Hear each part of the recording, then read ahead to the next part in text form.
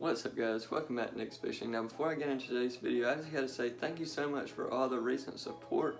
We gained a ton of subscribers lately, so thank you guys so much for that. And if you're not already a subscriber, please go down there and smash that subscribe button. That'll help me out a ton, guys.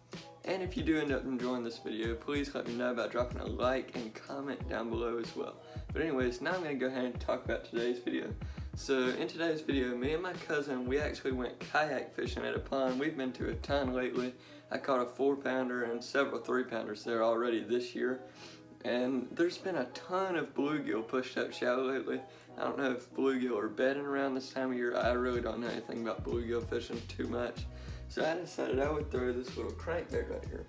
I honestly don't know what kind of crankbait this is, but it looks like a KVD 1.5. It was given to me, that's the reason I don't know what kind it is. But it's super shallow diving, as you can see by that lip right there. It is going like straight down, so obviously this bait is not going to dive very deep.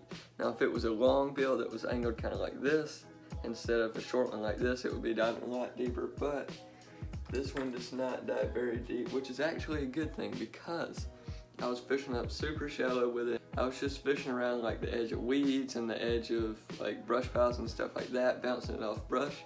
So I'm gonna go ahead and shoot into the footage with the catches from this bait. And then after that, I actually switched up tactics quite a bit and something pretty interesting happened. So now let's go into the footage.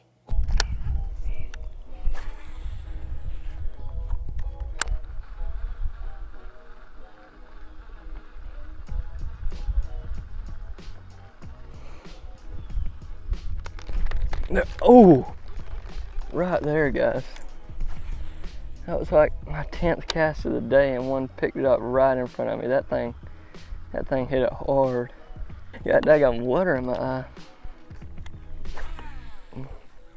I do not know if that was a big fish. I mean, I didn't really have him hooked, but he hit it hard. I mean, the small ones will hit it hard too, so I don't know how big he was, but that is a good sign that something crushed this thing already. There's so many bluegill over here on this bank, so I mean, you would expect the bass to be hitting it right here because they're just keyed in on all these bluegill up shallow. This is a real good imitator of them, so hopefully another one will come bite me here in a second.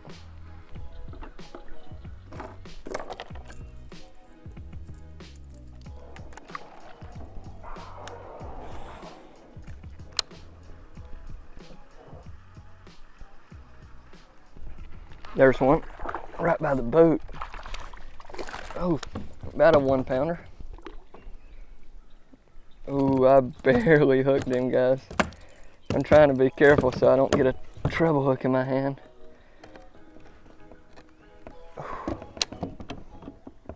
Right up here fishing by all these laydowns. No wonder I got a bass. I mean, this is perfect square bill territory, just bouncing it off limbs and stuff. I mean, wood is like the best cover for square bills. Oh, there it is. He's definitely been caught before. His mouth was super shredded. But anyways, I've seen so many bluegill up shallow around this wood and even on the other banks. So this like bluegill colored square bill should be perfect for them. I mean, that is a super awesome pattern. I'm just gonna fish around this island a little bit more, then I'm gonna head back over to the bank I was on. Maybe I can pick up another one off this island first though. Okay guys, so as good as that bait looked in the water, I mean, I didn't catch that many fish on it. I caught like one, got some other bites, but after that, I just wanted to catch some fish, guys. Going fishing and not catching fish is just something that I don't like to do. So I was like, watch what I'm about to do. I ended up putting on this tiny little grub on a jig head, and I headed over to the docks. There's a big dock on this pond, and I started skipping it under there and just like letting it sink down and reeling it in. And I knew there had to be like bluegill or crappie or bass under there. And well, I actually caught some smaller fish and then ended up hooking into a huge fish. So I'm just gonna shoot you into that footage and I'll get back with you for the outro.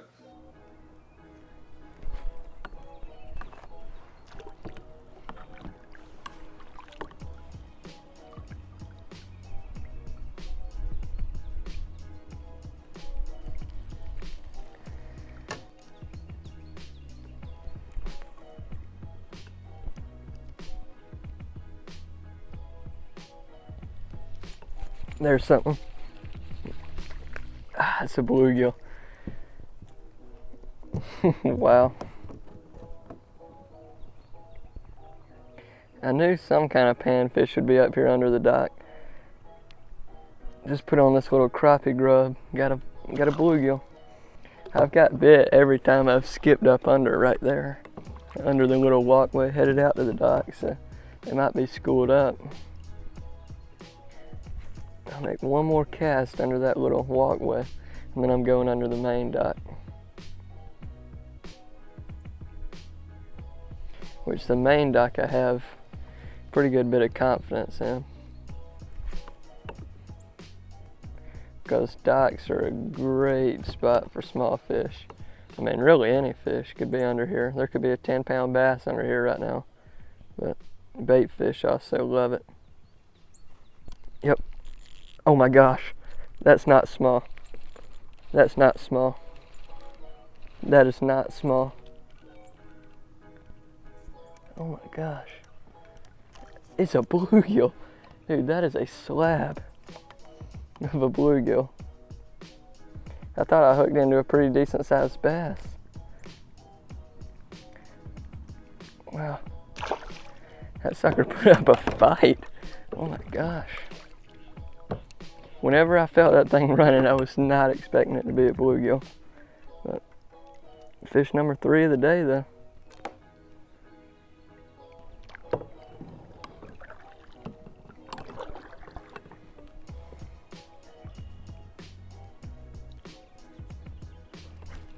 Oh gosh, that's way under there. If that doesn't get bit, I don't know what will. I mean, that's about the best cast you're gonna get.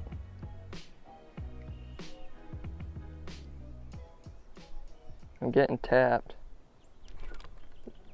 Oh my gosh. Oh my gosh. Come on, don't break me off, fish. Don't break me off. Holy crap. Holy crap. What is this? What is this? Oh my gosh. You've got to be kidding me. You have got to be kidding me. That was like a 5-pound bass that just jumped out there. Holy crap. I don't know how it didn't break my line. That was huge. I've heard of people catching huge bass on gear like this, but I was not expecting that, guys. That was insane. That was at least a 5-pounder. That was my biggest bass of the year. I did everything I could. I feel bad because my line's probably frayed now because he wrapped me around that daggone cement block.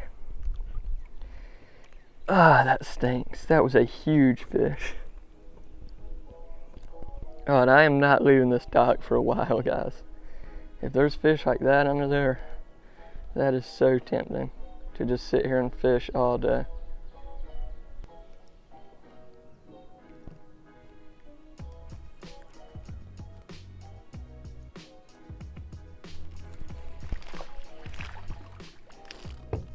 Wow, baby bass. I figured I'd hook up one here eventually, fishing with such a tiny bait. This thing was a little bit smaller, he'd be able to fit in my fish tank.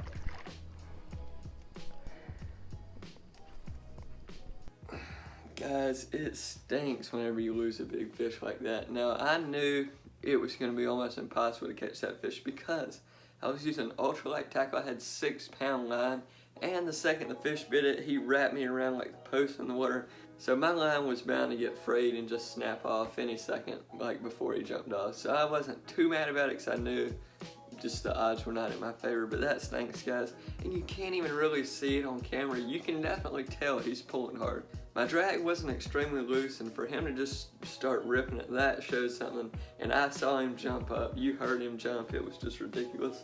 But guys, if you did enjoy this video, like I said at the beginning of the video, let me know by dropping a like, comment, and subscribe down below. That'll help me out a ton, and let's just try to get to 7,000 subscribers, guys. I think you guys can make it happen. But other than that, I'll just see you guys in the next video. Bye.